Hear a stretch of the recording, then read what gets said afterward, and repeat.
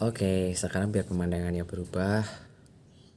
Lagi di belakang rumah ya, kebetulan lagi di rumah. Terus aku rasa tuh pemandangan yang seperti ini tuh emang bagus ya. Dan di video kali ini aku mau nge-review satu buku yang aku suka banget, yang aku baca bulan ini. Ya, ini dia. The Hand Who Dreamed She Could Fly, dari Korea ya ini. Tapi aku belinya udah translatean. Aku nggak sehebat itu untuk baca ini ya, huruf Korea. Ups. Dapat ini pembatas buku yang menarik. Oke, jadi sebelum kan udah lama banget nih gak bahas buku. Jadi di tahun ini aku tuh targetnya adalah 36 buku. Tahun kemarin tuh kalau nggak salah 30 dan aku udah berhasil. Total aku baca 32 atau 34 lupa.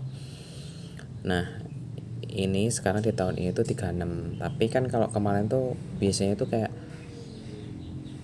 ada waktu satu bulan tuh bisa baca 5 buku sekaligus. Jadi kayak ibaratnya dirapel ya, dirangkep gitu. Sedangkan tahun ini tuh 36 buku, berarti kan masing-masing per bulan tuh 3 buku gitu loh. Jadi ini aku udah berjalan sesuai track, udah 3 bulan berjalan, jadi aku udah baca 9 buku. Ini sekarang mulai buku ke-10. Nah ini aku lupa buku keberapa yang aku baca ya. Tapi ini selesai di bulan ini, karena ceritanya tuh ringan, bagus. Ya ini fabel ya. Jadi kayak dibaca anak-anak pun juga akan paham gitu loh. Dan ini buku itu apa ya, jadi lebih bikin, kalau aku sendiri ya, ini aku nggak tahu nanti akan jadi spoiler atau enggak, tapi buku ini memang buku terlaris ya, international bestseller. Aku nggak tahu ini udah ditranslate jadi berapa banyak bahasa, cuman bahasa Inggrisnya kan ada. Terus ini tuh juga dibikin animasi, cari aja di Google, di YouTube itu ada animasinya, tapi itu dulu banget ya, jadi animasinya nggak sebagus sekarang, tapi cukup menunjukkan kok untuk ceritanya. Ini ceritanya bikin haru, aku nangis di bagian terakhir. Ya mungkin karena emang sebagai animal lover ya, baca ini tuh kayak jadi semakin sensitif gitu loh, kayak oke gitu ya. Ya memang sih binatang nggak berpikir seperti kita, tapi maksudnya melihat seperti ini, baca buku seperti itu, jadi kayak gitu ya. Kalau misalnya seorang ibu tuh seperti itu, ini kan The Hand ya. Jadi ceritanya dia sesuai dengan ini ya, apa sinopsis belakangnya itu, dia tuh pengen jadi ibu. Dia tuh ayam petelur, dia tuh pengen sekali aja, dia tuh netasin satu telur aja gitu, dia pengen punya anak, dia pengen ngelihat itu gitu loh. Jadi ini ceritanya tuh lebih ke ibu dan anak ya, tapi memang apa namanya, dikemasnya itu dengan baik. Dan gimana ya, singkatnya itu tuh dia mengajarkan kita untuk bermimpi juga. Jadi di bagian akhirnya itu, babnya itu tuh ada ini, ada kayak pembahasan gitu. Bab pembahasan mana ya, cerita tentang ayam betina yang menyimpan dan mewujudkan keinginannya. Yang nulis Kim Seo Jeong, bukan penulisnya ya. Mungkin dia semacam kayak dia kritikus sastra anak. Ini ada tulisannya. Nah di sini dia akan jelasin kayak gitu. Dan memang buku ini tuh selain sebagai animal lovers tuh jadi kayak tersentuh banget, buku ini juga mengajarkan untuk ya kita tuh jangan pernah berhenti untuk mimpi. Mungkin kalau orang bilang kamu mustahil, tapi mungkin terwujud dalam hal lainnya gitu loh.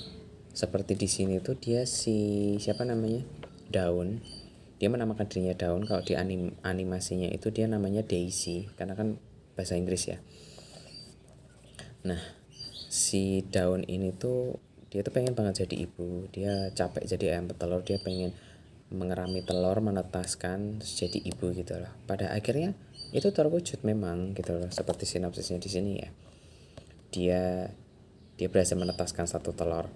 Walaupun ya sebenarnya mimpi dia sudah tercapai, tapi mungkin tidak sama, tapi itu mimpinya dia gitu loh ya. Nanti kalau misalnya aku jelasin nanti akan jadi spoiler. Jadi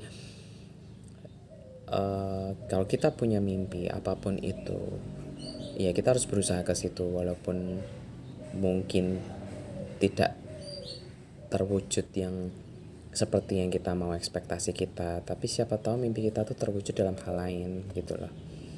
Si Daun kan sesederhana pengen jadi ibu, dan pada akhirnya dia jadi ibu walaupun prosesnya mungkin berbeda dan bukan ekspektasinya dia gitu loh. Tapi pada akhirnya kan terwujud karena dia berani bermimpi gitu loh. Dia berani bermimpi untuk keluar dari kandang, kemudian juga berani untuk bermimpi seperti itu. Padahal kayaknya dia cuma ayam gitu loh, tapi dia bisa bermimpi seperti itu. Apalagi kita manusia ya, walaupun ini fabel ya, tapi kan mengajarkan kita untuk seperti itu. Dan di buku ini juga itu tuh mengingatkan aku sama, sebenarnya aku udah selesai baca buku ini, terus kemarin tuh lihat di Instagram gitu tuh ini Animal Friends Jogja itu tuh mereka lagi kayak mengadakan kayak apa ya, kayak aksi demonstrasi gitu terhadap McDonald.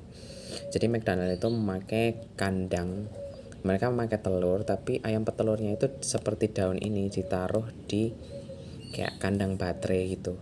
Jadi ya udah dia cuma duduk di situ tiap hari makan bertelur gitu loh. Jadi nggak keluar kandang, sama seperti si daun ini yang bermimpi untuk keluar kandang. Nah kehidupan ayam petelurnya yang dipakai McD itu seperti itu. Sebenarnya sih kalau aku lihat ya AFC itu cuman ya, maksudnya kamu kalau mau pakai telurnya ayam silahkan, cuma maksudnya nggak usah dengan kandang seperti itu, kandang baterai itu sama aja kamu nyiksa ini. Dan itu katanya dilakuin di beberapa negara sekaligus ya. Kalau di Indonesia tuh di Jogja, Bali, sama satu lagi di mana ya, Jakarta ya, pokoknya Jogja sama Bali ya seingat aku di Instagram itu.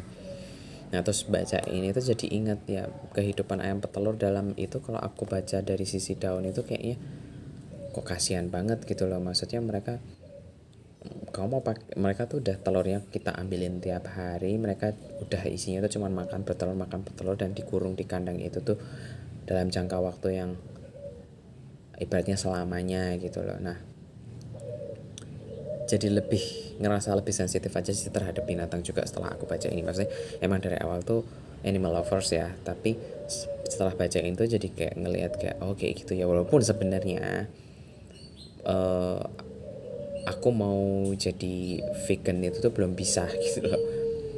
Paling cuma bisa mengurangi sedikit demi sedikit gitu kan. Mentok-mentok jadi pescatarian lah. Pescatarian itu dia cuman makan ikan,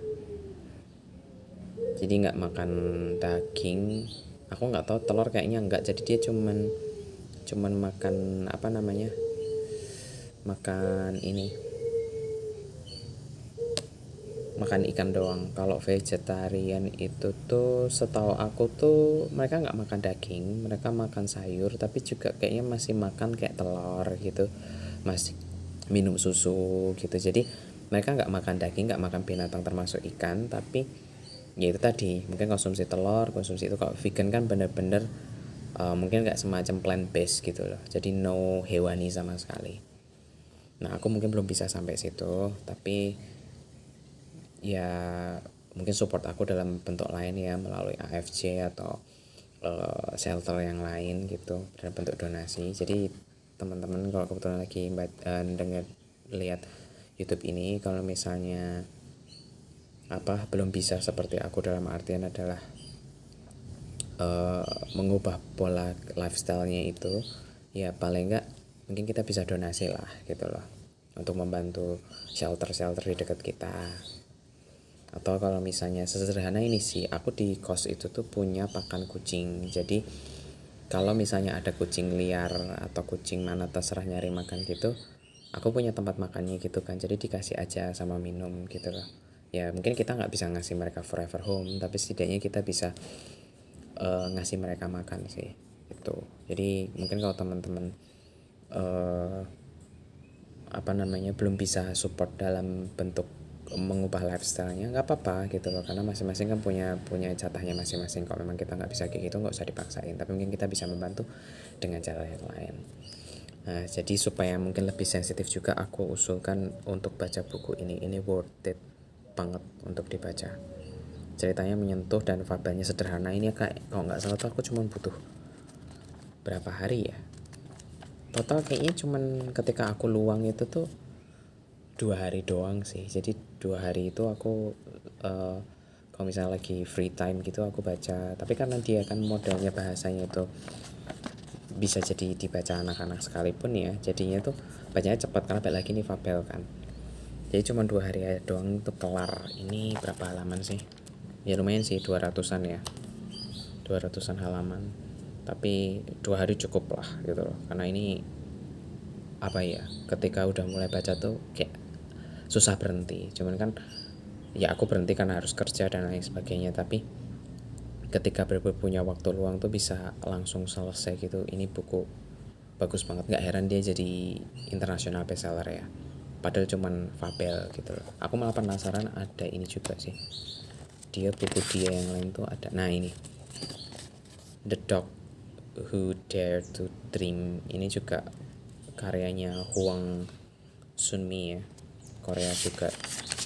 Ditranslate ke berapa bahasa aku nggak tahu, tapi ini kayaknya mungkin nggak ini nggak ada tulisannya bestseller atau apa ya, cuman jadi kayaknya lebih laku yang si The Hand ini daripada yang The Dog ini. Tapi penasaran sih, mungkin nanti kalau misalnya ini aku cari bukunya dan coba aku baca sih. Tapi menurut aku ini udah cukup banget. Jadi buat teman-teman yang nanya bagus nggak, bagus banget. Worth it nggak, worth it. Ini harganya 65.000, tapi aku belinya online dan waktu itu cuman dapat harga diskon. Biasalah ya Shopee kan diskon kayak gitu. Shopee apa Tokped aku lupa, pokoknya antara itu. Masih beli online tuh lebih murah. Itu aku juga belinya di toko buku di Jogja juga, tapi memang lebih murah beli online daripada beli offline. Berapa sih, 50.000 apa ya, kayaknya 50.000. Pokoknya nggak bukan harga ini ya. Jadi buat teman-teman yang mungkin suka beli offline ya silahkan beli offline, yang suka online silahkan beli online. Ini buku worth it banget. Jadi mungkin itu aja yang bisa aku share ya, termasuk tadi soal AFC tadi, shelter kayak gitu. Karena ini kebetulan fabel ya, jadi cocok banget kalau aku omongin pas lagi nge-review buku ini. Itu aja mungkin yang bisa aku share ya di edisi buku kali ini, karena udah lama banget juga nggak bahas buku. Selama ini sepatu terus, bahkan terakhir kemarin kan watches ya. Nah ini aku review buku ini. Sebenarnya ada satu buku lagi yang pengen aku review, yang kebetulan aku baca bulan kemarin, bukunya Natsume Soseki, Rahasia Hati. Tapi aku nggak tahu apakah aku akan nge-review atau enggak. Itu bukunya bagus, cuman masih kalah bagus sama ini sih. Tapi nanti kita lihat aja apakah nanti akan aku review. Itu aja sih. Jadi semoga berguna review kali ini. Nggak ada spoiler sama sekali. Jadi you have to read it by yourself untuk tahu seberapa bagus buku ini. Itu aja yang bisa aku share. Jadi semoga berguna. Sampai jumpa di video selanjutnya.